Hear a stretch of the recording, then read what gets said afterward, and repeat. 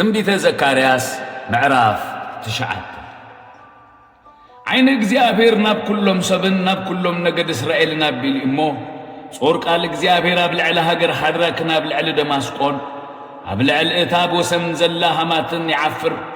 ኣዝየን ጥበበኛታትን እሞ ኣብ ልዕሊ ጢሮስን ሲዶናን ከ ይዓፍር ጢሮስ ዕርዳ ዓረደት ብሩር ከም ሓመድ ወርቅ ድማ ከም ጸብር መንገድ ደለበት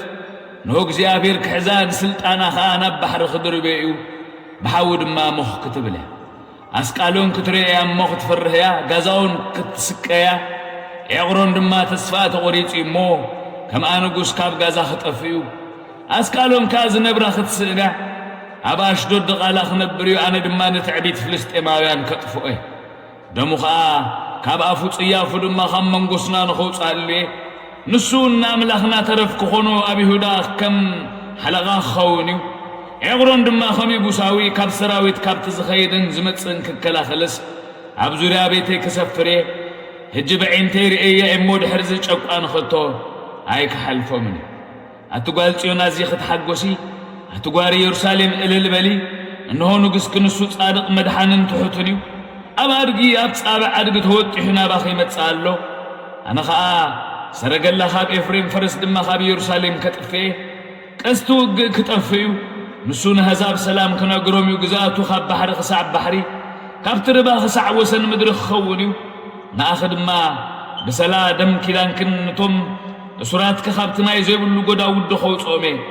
ኣቶም በተስፋ ተኣሰርኩም ናብቲ ዕድሊ ተመለሱ ኣነ ዕፅፊ ገይረ ክመልሰልኪ ሎሚ እነግረክለኹ ንርእሰይለን ይሁዳ ከም ቀስቲ ገተርክዎ ኤፍሬም ድማ መላእክዎ ኣትጽዮን ንደቅኺ ኣብ ልዕሊ ደቅኺ ወዮናኒ ከተንስኦም ንኣኸ ድማ ከም ሰይፍ ጅግና ክገብረኪ እግዚአብሔር ኣብ ልዕሊኤ ክርእዩ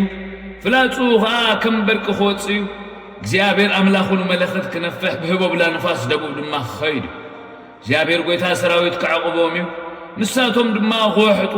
እምኒ ወንጭፍ ከኣ ክረግጹዮም ክሰትዩ ብወይኑ ከም ዝሰኸሩ ጫውጫው ክብሉ ከም ዋንጫ ከም ኩርናዕ መሰውእ ክመልኡዮም ከምቲ ኣብ ምድሩ ዘንጸባረቐ እማን ኣኽሊልዮም እሞ በታ መዓልቲ እቲኣ እግዚአብሔር ኣምላኾምን ህዝቡን ከም መጓሰ ኽድሕኖም ሰናዩ ክንደይ ዓብዩ ጽባቕዩስ ክንደይ ዓብዩ እኽሊ ነጉባዝ ክልዕወይን ኸኣ ነዋልድ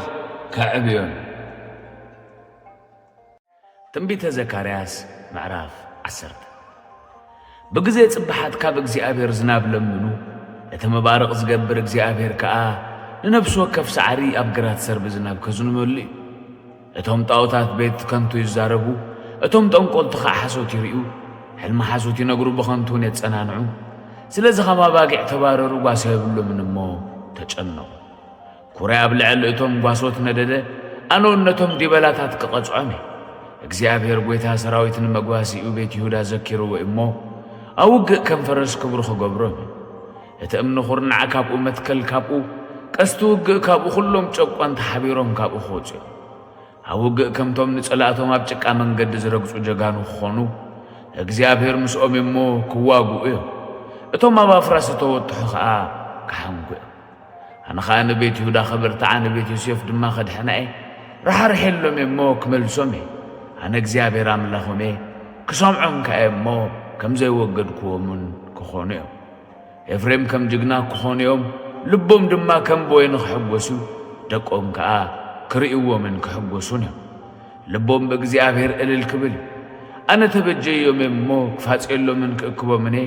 በዚሖም ከም ዝነበሩ ኸኣ ክበዝሑ እዮም ኣብ ህዝብታት ክዘርኦም ኣብ ርሑቕ ድማ ክዝክሩን እዮም ምስ ደቆሙን ብህይወት ክነብሩን ክመላለሱን እዮም ካብ ሃገረ ግብፂ ክመልሶምን ካብ ኣሶር ድማ ክእክቦም ናብ ሃገር ጊልዓድን ሊባኖስን ከምጽኦም ዝኣኽሎም ቦታ ኸኣ ኣይክርከብን እዩ